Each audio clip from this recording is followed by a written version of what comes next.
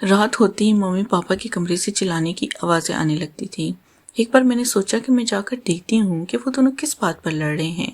Mummy papa का कमरा मेरे कमरे के बगल में था और मेरे कमरे में खिड़की लगी हुई थी जो सीधा इन दोनों के कमरे में खुलती थी। वो खिड़की ज़्यादा पुरानी तो नहीं थी, पर इसमें 2-3 छेद हो गए थे। मैं इन्हीं छेदों में अंदर की तरफ झांकने लगी तो देखा कि पापा मम्मी से कुछ करने के लिए कह रहे हैं, पर मम्मी मुंह मना कर रही है। अचानक पापा ने मम्मी को कुछ ऐसा दिखाया जिससे वो मना नहीं कर पाई और पापा का इन दोनों को ऐसे देख मेरी भी खुजली शुरू हुई और हाथों का सहारा लेते हुए मैंने अपनी खुजली शांत की, पर ऐसा करते हुए पापा ने मुझे देख लिया था। अगले दिन मौका पाकर इन्होंने अपने औजार से मेरी और रात भर। हेलो दोस्तों, आज की इस रोमांचक कहानी में आप सभी का स्वागत है। मेरा नाम निशा है और मैं मुंबई शहर की रहने वाली हूँ। मुंबई में हमारा एक आलीशान घर बना हुआ है जहाँ मैं अपने मम्मी पापा और दादी दादा जी के साथ रहती हूँ। मैं अपने माँ बाप की इकलौती औलाद हूँ, इसलिए मुझे बहुत नाजों से पाला गया है।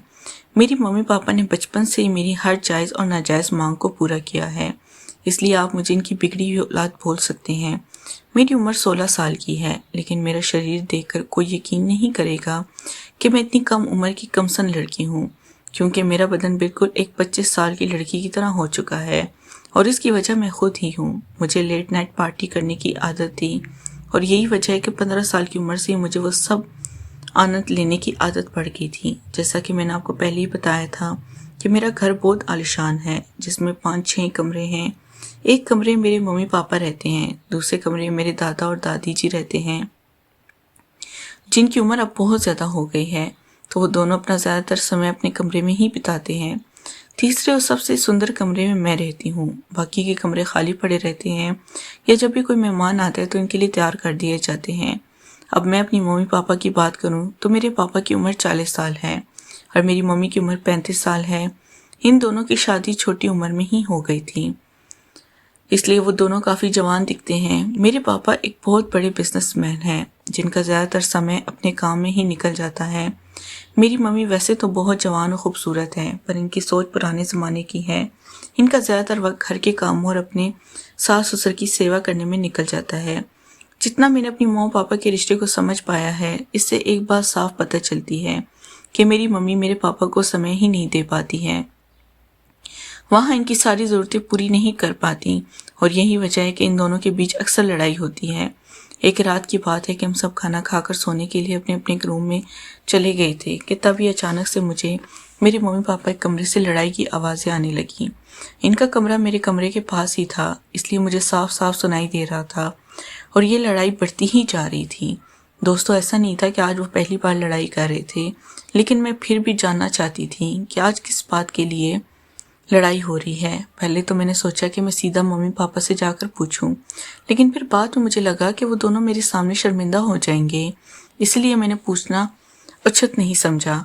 लेकिन फिर भी मेरे मन में वजह जानने की इच्छा तेज होती गई और जब मुझे नहीं रहा गया तो मैंने उठकर देखने की कोशिश की।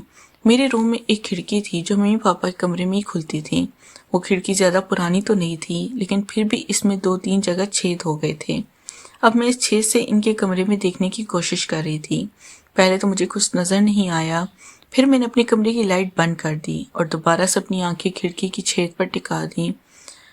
अंदर का नज़ारा देखते ही मेरे पूरे शरीर में करंट दौड़ गया। मैंने आज से पहले इन दोनों को इस तरह कभी नहीं देखा था।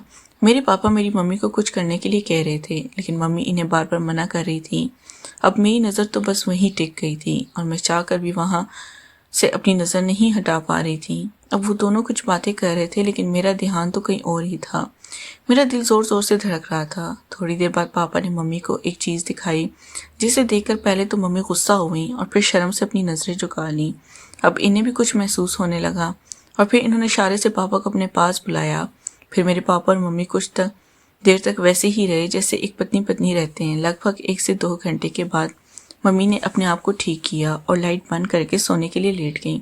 अब इनके कमरे में बिल्कुल अंधेरा होने की वजह से मुझे कुछ नहीं दिख रहा था, तो मैं भी अपने बिस्तर पर जाकर लेट गई। तो इतना सब कुछ देख लेने के बाद मुझे नींद नहीं आ रही थी। मेरी आंखों के सामने वही सब चल रहा था जो कुछ देर पहले मैंने देखा था। मैं सोच रही थी कि काश मेरे पास भी कोई ऐसा होता जो मुझे भी इस तरह अपने प्यार में डुबा देता। यही सब सोचते सोचते मेरी भी खुजली होने लगी। फिर मैंने पहली बार अपने हाथों का सहारा लिया, क्योंकि इस समय खुजली मिटाने वाला कोई मिलता भी नहीं। फिर इस वक्त मुझे ऐसा लगा जैसे कोई मुझे खुजली करते वक्त देख रहा था। मैंने इस बात पर ज़्यादा ध्यान नहीं दिया और अपने पुराने किस्सों के बारे में सोचते सोचते मैंने आधे घंटे खुजली की, और जब थक के चूर हो गई तो बिना पैंट पहने सो गई। अगली सुबह मम्मी ने आवाज़ लगाई, निशा बेटा उठो, सुबह के 7 बज चुके हैं, आज कॉलेज नहीं जाना है क्या? इनकी आवाज़ सुनकर अचानक से मेरी आंख खुली और मैं सीधा उठकर वॉशरूम चली गई। तो फिर से मेरी आंखों के सामने वही नज़ारा आने लगा। वो सब सोचते ही खुजली शुरू हो गई थी। इस बार मैंने हैंड शावर की मदद से खुजली शांत की और फिर मुझे अच्छा महसूस हुआ। खैर कुछ जैसे तैसे करके मैं कॉलेज जाने के लिए तैयार हुई और ड्रेस पहनकर बाहर आई तो डाइनिंग टेबल पर मेरा पापा से सामना हुआ। मैं रोज़ सुबह पापा को गुड मॉर्निंग विश करती थी, तो इस दिन में मैंने पापा को इसी तरह विश किया और इनकी बगल वाली कुर्सी पर बैठकर नाश्ता करने लगी। थोड़ी देर में मेरे कॉलेज की बस आने वाली थी, इसलिए मैंने जल्दी से नाश्ता किया और बाहर आकर खड़ी हो गई। पर आज मेरे पापा को छोड़कर जाने का मन नहीं कर रहा था। कुछ सोच के मैं घर के अंदर आई और बहाना बनाया कि मेरे कॉलेज की बस निकल चुकी है। जब भी मेरी बस छूट जाती तो पापा ही मुझे स्कूल छोड़ने जाया करते थे। मेरी बात सुनकर मम्मी बोली, निशा अपने पापा से कह दो, वो तुम्हें स्कूल छोड़ आएंगे। मैं खुशी खुशी पापा के कमरे में गई फिर और इनसे सारी बात बताई तो मुझे कॉलेज छोड़ने के लिए राज़ी हो गए। मैंने कहा पापा जल्दी तैयार हो जाओ, मैं लेट हो रही हूँ। तो पापा बोले तुम स्कूटी निकालो, तब तक मैं शर्ट पहन के आता हूँ। मैंने जल्दी से स्कूटी निकाली और बाहर खड़ी होकर पापा का इंतज़ार करने लगी। पापा अक्सर मुझे कार से कॉलेज छोड़ने जाते थे, लेकिन इस दिन मेरे कहने पर वो मुझे स्कूटी से लेकर जा रहे थे। दोस्तों यहाँ तक तो मेरा प्लान सफल रहा था, लेकिन आगे के प्लान में थोड़ा खतरा था, पर मुझे यकीन था कि किस तरह वो भी सफल हो जाएगा। मैं इनके पीछे बैठ गई और फिर हम कॉलेज की तरफ चल दिए। मेरा कॉलेज घर से लगभग 10 किलोमीटर दूर था। घर से कॉलेज के बीच का रास्ता लंबा था और सुबह का वक्त था, तो रोड पूरी तरह सुनसान थी। जब हम घर से 5 किलोमीटर दूर निकल आए तो मैंने पापा से कहा, पापा आप स्कूटी में चलाऊंगी, रोड भी सुनसान है तो एक्सीडेंट का खतरा भी नहीं है। तो पापा ने परेशान होकर कहा, हाँ ये ठीक है, लेकिन हैंडल मैं ही पकड़ूंगा। अब मुझे मेरा प्लान कामयाब होता दिख रहा था। मैंने इनकी बात पर सहमत जता दी। पापा ने गाड़ी साइड में रोककर मुझे अपने आगे बिठाया और मेरे बगल से अपने दोनों हाथ डालकर हैंडल पकड़ा और धीरे धीरे स्कूटी चलाने लगे। लेकिन अब मेरा ध्यान स्कूटी चलाने पर नहीं था, क्योंकि मेरा इरादा तो कुछ और ही था। इस तरह मस्ती करते करते मैं कॉलेज पहुंच गई और कॉलेज में पहुंचते ही मैंने फिर से पापा को विश किया। मेरी इन सब हरकतों को देखकर पापा अब थोड़ा सा परेशान हो गए थे, क्योंकि इससे पहले मैंने आज तक ऐसी कोई हरकत नहीं की थी। मुझे कॉलेज छोड़कर पापा वापस घर की तरफ चल गए। कॉलेज में आने के बाद भी मेरे दिमाग में वही सब घूम रहा था। अब मेरा दिल कर रहा था कि मैं पापा के साथ गाड़ी पर ही बैठी रहूं। अब पता नहीं मुझे क्या हो गया था। ऐसा कौन सा तूफान मेरे अंदर उठ रहा था कि मैं अपने पापा के ही साथ ऐसा सब कुछ करने के लिए सोचने लगी। खैर ये अब आगे बढ़ते हैं। फिर मैं अपने मन की इच्छा और मेरे मन में चल रहे तूफान को लेकर घर पहुंची। मम्मी कहीं गई हुई थी और पापा अपने ऑफिस में थे। कॉलेज से आने के बाद मैं वॉशरूम चली गई और फ्रेश होकर बाहर निकली। मैं बहुत थक चुकी थी, इसलिए चुपचाप बेड पर लेट गई और कब मेरी आंख लगी मुझे पता ही नहीं चला।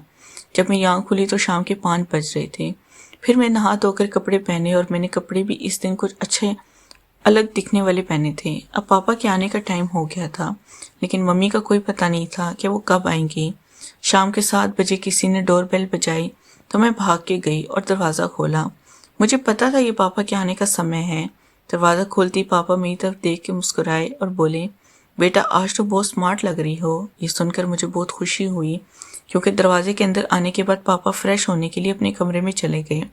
ऑफिस से आने के बाद पापा तुरंत ही चाय पीते हैं, इसीलिए मैं चाय बनाने के लिए किचन में चली गई। थोड़ी देर बाद पापा भी फ्रेश होकर किचन में आ गए और वहीं खड़े होकर इधर उधर की बात करने लगे। मैं पीछे मुड़कर पापा की तरफ देखा तो इनकी नज़र कहीं और ही थी। अब मुझे ऐसा लग रहा था कि मेरे मन की इच्छा पूरी हो जाएगी और बस मैं ऐसी ही खड़ी रही। नेक्स्ट पार्ट के लिए चैनल को लाजमी सब्सक्राइब करें।